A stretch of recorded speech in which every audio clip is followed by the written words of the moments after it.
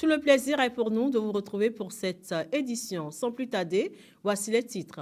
À la une de l'actualité ce soir, ouverture demain à l'Assemblée nationale de la deuxième session ordinaire au titre de l'année 2025, communément appelée session budgétaire. 20 dossiers sont inscrits à l'ordre du jour. Il s'agit de la dernière session pour le compte de la 9e législature. Jésus déclare dans Jean 3, verset 3. En vérité, je te le dis, si un homme ne naît de nouveau, il ne peut voir le royaume de Dieu. La nouvelle naissance, qu'est-ce que c'est réellement et comment peut-on l'obtenir? La réponse avec le pasteur Athanas Kadja dans cette édition. En interactualité, la communauté internationale dénonce des exactions massives lors de la prise d'El Fasher, la capitale du Darfour, tombée dimanche dernier aux mains des milices FSR du général Emediti. À nouveau, bonsoir. La deuxième session ordinaire de l'année 2025 s'ouvre demain au Palais des gouverneurs à Porto Novo. Cette session dite budgétaire met un terme aux travaux de la 9e législature.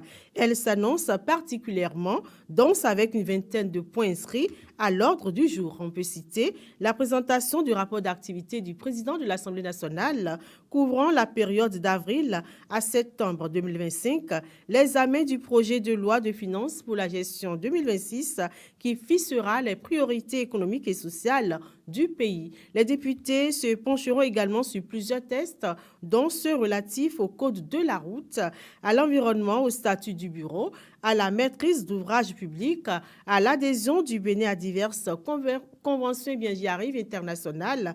Et la session abordera également des propositions de loi sur le code du numérique, la procédure du contrat de travail. À noter que l'ouverture officielle de cette session budgétaire connaîtra la présence d'une forte délégation du Parlement sénégalais. Elle sera conduite par le président de l'Assemblée nationale du Sénégal, El Malik Ndiaye. Cette visite du Sénégal traduit la volonté du Bénin de renforcer la diplomatie parlementaire et de promouvoir l'intégration régionale, selon le porte-parole du président de l'Assemblée nationale, Vital Boton. Le Bénin célèbre ce jour en différé la journée mondiale de la Poste. La Poste qui est à l'honneur normalement tous les 9 octobre. Longtemps considérée comme un service public incontournable, elle fait face aujourd'hui à la concurrence du numérique et aux nouveaux modes de communication. Malgré ces mutations, elle continue d'occuper une place importante dans la vie de nombreux citoyens. Suivant le reportage que nous propose Félicité Boton et Credo Defli. Entre les envois de colis, les virements d'argent, les opérations de retrait, les paiements de salaire et le transport, la Poste garde un rythme soutenu.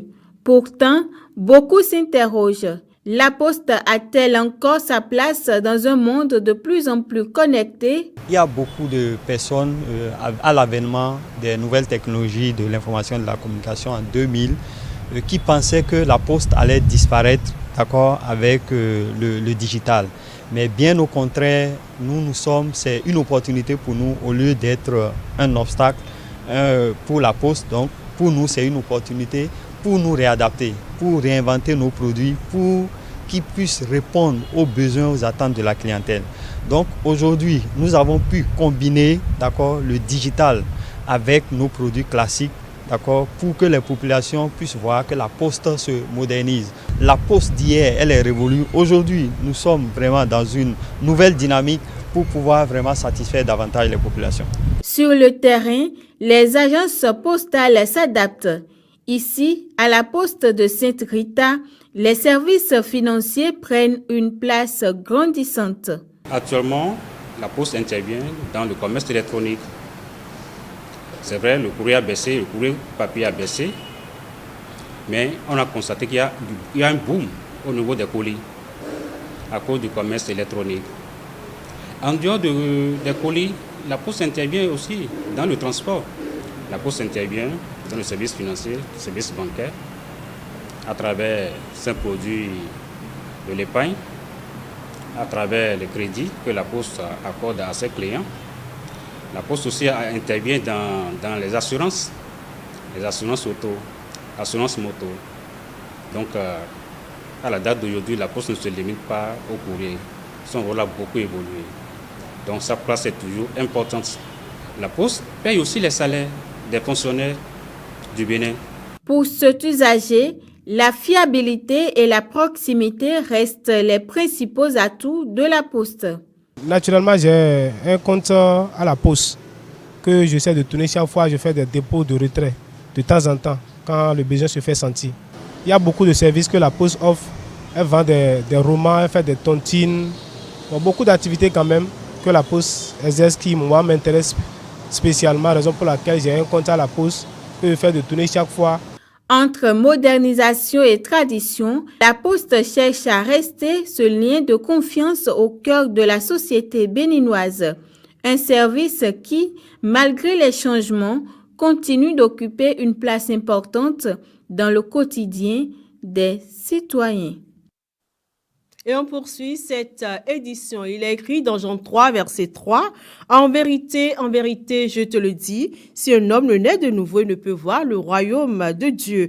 La nouvelle naissance, que peut-on comprendre par là? Sinatua Jovi Aoyo a interviewé le pasteur Athanase Kadja. Nicodème, c'est un chef religieux qui enseigne la loi. Et pourtant, quand il est venu voir Jésus, Jésus a dit, et pour apprécier Jésus, ce que tu fais, personne ne peut faire cela si Dieu n'est pas avec lui. Jésus n'a même pas dit oui, il dit, mon frère, si un homme ne naît de nouveau, il ne peut voir le royaume de Dieu. Et même il a posé des questions, il a dit, mais quelqu'un qui est grand, comment il va encore rentrer dans le ventre de sa maman, tout ça. Il y a beaucoup de personnes aujourd'hui qui vont à l'église, ne sont pas nés de nouveau. Moi-même, c'était mon cas. Je ne vais pas appeler le nom de l'église. J'allais à l'église, j'ai fait 6 ans dans cette église. Et même j'enseignais déjà la parole de Dieu, mais je n'étais pas né de nouveau. Il a fallu qu'une église m'invite à leur convention. J'ai participé à ça, j'ai vu que je n'étais pas né de nouveau. Donc, le tout ne suffit pas de dire, je vais dans une église évangélique, je vais ceci, je suis né de nouveau. Non. Quand tu dis, quand quelqu'un dit qu'il est chrétien, je lui ai dit, il y a 3 questions, tu dois répondre à ces 3 questions. Où, quand et comment. On a parlé de première naissance. Quand quelqu'un est né, quand on voit ses parents peuvent dire où est-ce que la personne est née, quand est-ce que la personne est née, comment la personne est née. Si c'est pas césarienne, que ça va, tout ça. Au niveau de la nouvelle naissance aussi, tu dois répondre à la question où, quand et comment. Si tu es né de nouveau, c'est où? Ça s'est passé où? 2, quand? Et comment? Comment, là on vient d'expliquer ça. Donc c'est important, ceux qui m'écoutent et ils vont à l'église, ils doivent répondre à ces 3 questions-là. Le truc ne se pas de dire je vais à l'église, je suis né de nouveau, je suis enfant de Dieu. Non, tu es religieux. Il faut qu'il y ait un jour dans ta vie où tu as été touché par la parole de Dieu. On est maintenant hors du Bénin. En interactualité au Soudan, la communauté internationale dénonce les exactions massives lors de la prise d'El Fasher. En France, les députés adoptent à une voix près un texte du Rassemblement national contre l'accord franco-algérien de 1968. Et puis, rencontre entre le président américain Donald Trump et le président chinois Xi Jinping en Corée du Sud. La page hors du Bénin est une compilation de Némi Dera. Au Soudan, le général Mohamed Hamdan Daglo reconnaît qu'il a eu des abus de la part de ses troupes dans la ville d'El Fasher. La capitale du Darfour du Nord a été prise en début de semaine par les forces de soutien rapide. Dans une vidéo postée dans la nuit du jeudi 29 octobre, leur commandant surnommé Ahmed Ti s'est exprimé alors que la communauté internationale s'indigne des nombreuses exactions commises à El Fasher. Toujours jeudi soir, le secrétaire général des Nations Unies, Antonio Guterres, a exhorté l'armée et les forces de soutien rapide à s'engager rapidement vers une solution négociée. Dans un message posté dans sa vidéo, le général Ahmed Ti assure que la prise d'El Fasher est selon lui un pas de plus vers l'unité soudanaise. Il rejette toute discussion qui évoquerait une partition du pays. Coup de tonnerre à l'Assemblée nationale française. Les députés ont adopté ce jeudi par 185 voix contre 184 une proposition de résolution de Rassemblement national visant à dénoncer l'accord franco-algérien de 1968 avec l'appui des groupes LR et Horizon. Cette victoire du RN reste symbolique. Le texte n'est pas contraignant. La dénonciation d'un accord international restant un acte de gouvernement à la main du président et du Premier ministre. Marine Le Pen a cependant demandé au gouvernement de tenir compte du vote du Parlement sur son texte qui appelle à dénoncer l'accord qui offre aux Algériens des clauses spécifiques en matière d'immigration et de séjour en France. En Corée du Nord, le président chinois Xi Jinping et son homologue américain Donald Trump se sont rencontrés ce jeudi 30 octobre. Lors d'une rencontre en marge du sommet de l'APEC, les deux chefs se sont vus à l'aéroport de Gamae. Une discussion de 2 heures dans un contexte de guerre économique entre les deux premières puissances mondiales.